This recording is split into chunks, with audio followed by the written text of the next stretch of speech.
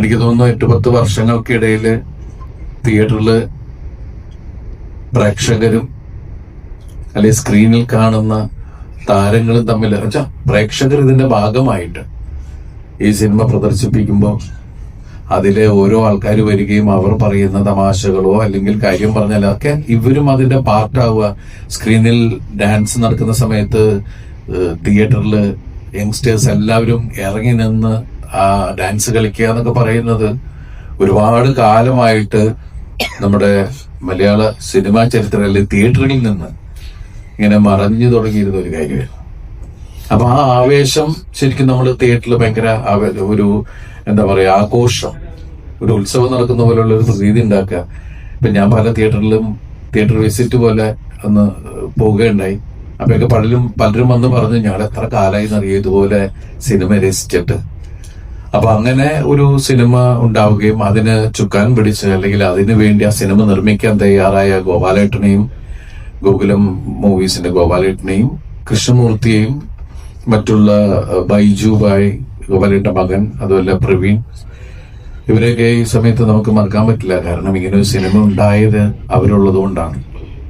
ഇത്രയും വലിയ ക്യാൻവാസിൽ അതുപോലെ തന്നെ ധനജയ്ക്ക് ഇത്രയും താരങ്ങൾ ഒരുമിച്ച് കൊണ്ടുവന്ന് സിനിമ ഉണ്ടാക്കാൻ പറ്റിയതും ഈ ഒരു ബാനറിന്റെ കീഴിലുള്ളത് കൊണ്ട് തന്നെയാണ്. പ്രത്യേകിച്ച് ക്യാമിയോ ചെയ്യുന്ന എസ് ജെ സൂര്യ സാർ. അപ്പൊ അവരൊക്കെ ഒരു ഗംഭീര സിനിമയുടെ ഭാഗമാവുക, ഒരു എന്റർടൈനർ, അല്ലാതെ നമ്മൾ മഹത്തരമായിട്ടൊന്നുമല്ല. ഈ ക്രിസ്മസ് കാലം ഒരു ഉത്സവമാക്കുക എന്നുള്ളത് മാത്രമാണ് ഈ സിനിമ പ്രവർത്തകര് ചിന്തിച്ചിട്ടുള്ളത്. അപ്പൊ ആ ആഘോഷം നമ്മള് ആദ്യമേ തന്നെ ഇങ്ങനെ ചിന്തയുണ്ടായിരുന്നു. കാരണം ട്രെയിലറും കാര്യങ്ങളൊക്കെ വന്നത് സിനിമയ്ക്ക് ഒരുപാട് എക്സ്പെക്ടേഷൻ വന്നപ്പോ സിനിമ റിലീസ് ചെയ്ത് കഴിഞ്ഞിട്ട് പ്രസ്സുമായിട്ട് സംസാരിക്കാം. കാരണം നിങ്ങൾ സിനിമ കണ്ട ആൾക്കാരാണ്, സിനിമ കണ്ടതിന് ശേഷമാണ് നമ്മളായിട്ട് സംസാരിക്കുന്നത്. അപ്പൊ നമ്മളിത് മറച്ചു വെച്ചിട്ടൊന്നുമല്ല സംസാരിക്കുന്നത്, നേരെ തന്നെയാണ് സംസാരിക്കുന്നത്. അപ്പൊ അങ്ങനെ ഒരു കൂടിക്കാഴ്ച നമ്മളിപ്പോ നടത്തിയിരിക്കുകയാണ്. ഇനി മുന്നോട്ടുള്ള യാത്രയിലും നമ്മൾക്ക് ഈ സിനിമ വലിയ ഒരു രീതിയിൽ, എനിക്ക് തോന്നുന്നത് ഞാൻ അഭിനയിച്ച ഒരു സിനിമ, ഇതിപ്പോ എന്റെ സിനിമ മാത്രമല്ല, ഇദ്ദേഹത്തിന്റെ ധനജയുടെ ആദ്യത്തെ സിനിമയാണ്. ഫാഹിനും നൂറും ചെയ്യുന്ന അവരെഴുതിയ ആദ്യത്തെ സിനിമയാണ്. അതുപോലെ ഈ സിനിമ കൊണ്ട് ഇതില് ലാലേട്ടനുണ്ട്, എസ് ജെ സൂര്യയുണ്ട്, അശോകേട്ടനുണ്ട്, ബാലു വർഗീസ് ഉണ്ട്, വിനീതുണ്ട്, ധ്യാനുണ്ട്, ദേവേട്ടനുണ്ട്, സാൻഡി മാസ്റ്റർ ഉണ്ട്. അങ്ങനെ തുടങ്ങുന്ന ഒരു വലിയ നീണ്ട നിര തന്നെയാണ് സിനിമയുടെ. ശരണി ചേച്ചി തുടങ്ങിയ ഒരുപാട് ആൾക്കാർ നിങ്ങളെല്ലാം കണ്ടതാണ്. അപ്പൊ അവർക്ക് അതുപോലെ എടുത്തു പറയേണ്ട ഒരാള് ബൈജു സന്തോഷ്. ബൈജുബായി ഇതില് വല്ല പ്രധാനപ്പെട്ട വേഷം തന്നെയാണ് ചെയ്തിരിക്കുന്നത്. അപ്പോ ഈ സിനിമയില് ഈ സിനിമ ഷൂട്ടിങ്ങിന് ആൾക്കാരെ കൂട്ടുന്നതിനേക്കാളും വലിയ ബുദ്ധിമുട്ടായിരുന്നു. കാരണം വെച്ചാൽ ഒരു ഇന്റർവ്യൂവിന്റെ മുമ്പിലേക്ക് എല്ലാവരും ഒത്തു കിട്ടുക എന്ന് പറയുന്നത്. പലരും ഷൂട്ടിങ്ങിലും ഒക്കെയാണ്. പിന്നെ നമ്മൾ വിചാരിച്ച പോലെ ചെയ്യാൻ പറ്റിയില്ല, കുറച്ച് കഴിഞ്ഞു പോയി. അപ്പൊ അതുകൊണ്ടൊക്കെ നമ്മൾ എന്താ പറയാ, നിങ്ങളുടെ സപ്പോർട്ടുകൾ വളരെ ആഗ്രഹിക്കുന്നു. മുന്നോട്ടും ഈ സിനിമയെ പ്രൊമോട്ട് ചെയ്ത് ഈ ക്രിസ്മസും ന്യൂ ഇയറും ഒക്കെ നമുക്ക് അടിച്ചു പൊളിക്കാൻ ആവട്ടെ. നിങ്ങളുടെ സപ്പോർട്ട് ഉണ്ടാവണം. അതിനു വേണ്ടിയിട്ടാണ് ഈ പ്രസ് മീറ്റ്. താങ്ക് യു തിരുവട. തീർച്ചയായിട്ടും ഒരുപാട് ഇല്ലാട്ട, ഇത് ഞങ്ങളുടെ ഒരു ഇതിന് സന്തോഷത്തിന് വേണ്ടിയിട്ടുള്ളതാണ് എന്ന് പറഞ്ഞിട്ടാണ് ഞാൻ വന്ന് ഇറങ്ങുമ്പോൾ തന്നെയുള്ള ഒരു റെഫറൻസ്. പിന്നെ നമ്മൾ ഇന്റർവെല്ലിന് പോകുന്ന ചേസ് നടക്കുമ്പോഴുള്ള റെഫറൻസുകൾ, അപ്പോൾ അതൊക്കെ റീക്രിയേറ്റ് ചെയ്യുക. ശരിക്കും പറഞ്ഞൊരു സ്പൂഫ് സ്വഭാവമുണ്ട് ഈ സിനിമ. ലാലേട്ടനെ കൊണ്ട് നമുക്ക് കാണാൻ ആഗ്രഹിച്ച സാധനങ്ങൾ ഇപ്പോൾ പുള്ളി പറഞ്ഞ പോലെ ഒറ്റ സിനിമയിൽ തന്നെ അതിന്റെ മെയിൻ സാധനങ്ങളൊക്കെ എടുത്ത് മുണ്ട് ഉരുവള്ളായിട്ട് ഈ കാല് ഇതാക്കല്, അങ്ങനെ ഒരുപാട് സാധനങ്ങൾ. പിന്നെ ഇതൊരു ലാലേട്ടൻ തന്നെ പറഞ്ഞ സാധനം, ഇതൊരു എന്താ പറയാ, ഒരു വെറുതെ ഹൈപ്പ് ഉണ്ടാക്കുക. എന്താ പറയുക, അതാണ് തുമ്മുമ്പയ്ക്കും മണ്ണൊക്കെ ഇങ്ങനെ എയറിലേക്ക് പോകുക. സാധാരണ അങ്ങനെയല്ലേ അഭിനയിച്ചുകൊണ്ടിരുന്ന് കഴിഞ്ഞിട്ട് പല സ്ഥലത്തും എടാ ഇങ്ങനെയൊക്കെ ആരെങ്കിലും ഉണ്ടാവൂടാ നമ്മളെന്ന് ചോദിക്കും, എന്ത് മനുഷ്യന്മാരല്ലേ അത് എന്നൊക്കെ ചോദിച്ചിട്ട്. കാരണം നമ്മളിപ്പുറത്ത് വേറെ തരത്തിൽ അതിനെ എൻജോയ് ചെയ്ത് നമ്മൾ തന്നെ അതിനെ ക്രിട്ടിസൈസ് ചെയ്ത് വേറൊരു ലോകമാണത്.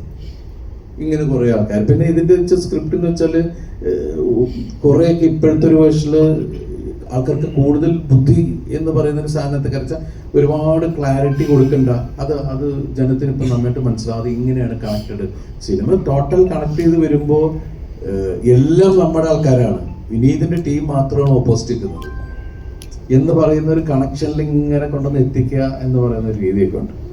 അപ്പൊ ആ സ്പൂൺ ഫീഡിങ് അങ്ങനെയുള്ള സാധനങ്ങളൊക്കെ മാറ്റി നിർത്തിയിട്ടാണ് പിന്നെ ഇപ്പൊ നിങ്ങൾ കണ്ട സിനിമയിലേക്ക് എത്തിയത്. അതേപോലെ സിനിമ കണ്ട ഒരുപാട് ആളുകൾ പറയുന്നത് കന്നഡയിലും തമിഴിലും ഒക്കെ കണ്ടിട്ടുള്ള സെലിബ്രേറ്റ് ചെയ്യുന്നത്, ഒരു സ്റ്റാറിനെ സെലിബ്രേറ്റ് ചെയ്യുന്ന സിനിമകൾ വന്നിട്ടുണ്ട്. മലയാളത്തിൽ എപ്പോഴും റിയലിസ്റ്റിക് ആയതുകൊണ്ട് അത്തരത്തിലുള്ള സിനിമകളൊന്നും ഇല്ല. പക്ഷെ ഇപ്പൊ ഇനി പറയാം ബബ്ബബ്ബ ഉണ്ട് എന്ന് പറയാം, ആ ഒരു രീതിയിൽ സിനിമ കാണുന്നവരുണ്ട്. ഇപ്പൊ ദിലീപേട്ടൻ സിനിമയിൽ വന്നിട്ട് ഇത്ര വർഷമായി. ഇപ്പം ബബ്ബബ്ബയിൽ നോക്കിക്കഴിഞ്ഞാൽ ടെക്നിക്കൽ സൈഡിലും ഒരുപാട് ഡിഫറൻസ്, അല്ലെങ്കിൽ പുതിയ പരിപാടികൾ നമ്മൾ ഇതുവരെ കാണാത്ത തരത്തിലുള്ള കാര്യങ്ങൾ ചെയ്തിട്ടുണ്ട്. ദിലീപേട്ടൻ അതൊക്കെ എങ്ങനെയാണ് എക്സ്പീരിയൻസ് ചെയ്തത്? ഒരു ചേഞ്ച് അല്ലെങ്കിൽ ഇത്ര അപ്ഡേറ്റഡ് ആയിട്ട് എനിക്കൊന്ന് മോക്കോബോട്ടിക്കൊക്കെ ഉപയോഗിച്ചിട്ടുണ്ട് ഇന്റർവൽ ഫൈലിലൊക്കെ. അപ്പോൾ അതിനൊക്കെ ആ കാര്യങ്ങളൊക്കെ ദിലീപേട്ടൻ എങ്ങനെയാണ് എക്സ്പീരിയൻസ് ചെയ്തത്? അല്ല, ഞാനിപ്പോ സിനിമയിൽ വന്നിട്ട് ഏകദേശം 34 വർഷം. നമുക്ക് ഓരോ സിനിമയും അല്ലെങ്കിൽ ഓരോ ദിവസവും പാഠപുസ്തകം പോലെയാണ്. സിനിമ ഇതൊരു വലിയ കടൽ പോലെയാണ്. ഇത് ഒന്നും പഠിച്ചാൽ തീരൂല എന്ന് പറഞ്ഞാൽ ദിവസം ഓരോ സംഭവങ്ങൾ കണ്ടുപിടിച്ചുകൊണ്ടേയിരിക്കുന്നു. നമ്മുടെ മുമ്പിലേക്ക് കുറച്ച് കഴിഞ്ഞിട്ടാണ് എത്തുന്നത്. ഇപ്പോൾ ഇന്റർനെറ്റ് മറ്റുള്ള കാര്യങ്ങളുള്ളതുകൊണ്ട് നമ്മൾ എല്ലാ കാര്യങ്ങളും അപ്പം പറയുന്നു, ഇന്ന നടക്കുന്നുണ്ട്, ഇങ്ങനെ സാധനം വരുന്നുണ്ട്. പക്ഷെ അത് നമ്മുടെ മുമ്പിലേക്ക് എത്താൻ ചിലപ്പോൾ കുറച്ച് വേഗമായിരിക്കും. പക്ഷെ നമ്മൾ ഇന്നും ആസ് എ സ്റ്റുഡൻറ് എന്നുള്ള രീതിയിൽ തന്നെയാണ്. കാരണം പുതിയത് കണ്ടുപിടിക്കുക. പിന്നെ പുതിയ ശരിക്കും ഞാൻ ഇവരോടൊക്കെ പറയേണ്ടത്, നമ്മളെക്കാൾ അറിവുള്ള ടെക്നീഷ്യൻസിന്റെ കൂടെ തന്നെയായിരിക്കണം നമ്മൾ വർക്ക് ചെയ്യേണ്ടത്. അങ്ങനെ അതുപോലെ നമ്മളെക്കാൾ വളരെ ഗംഭീരമായിട്ട് പെർഫോം ചെയ്യുന്ന ആർട്ടിസ്റ്റുകളുമായിട്ട് നമ്മൾ സഹകരിക്കണം. അപ്പോഴാണ് നമ്മൾക്കും വളർച്ച ഉണ്ടാവുള്ളൂ. അപ്പോൾ ഈ എന്നെ സംബന്ധിച്ച് കഴിഞ്ഞ കാലഘട്ടത്തിലൊന്നും ഉപയോഗിക്കാത്ത ടെക്നോളജിയുടെ കൂടെ പോകുമ്പോൾ നമുക്കും പുതിയ നോളജാണ്.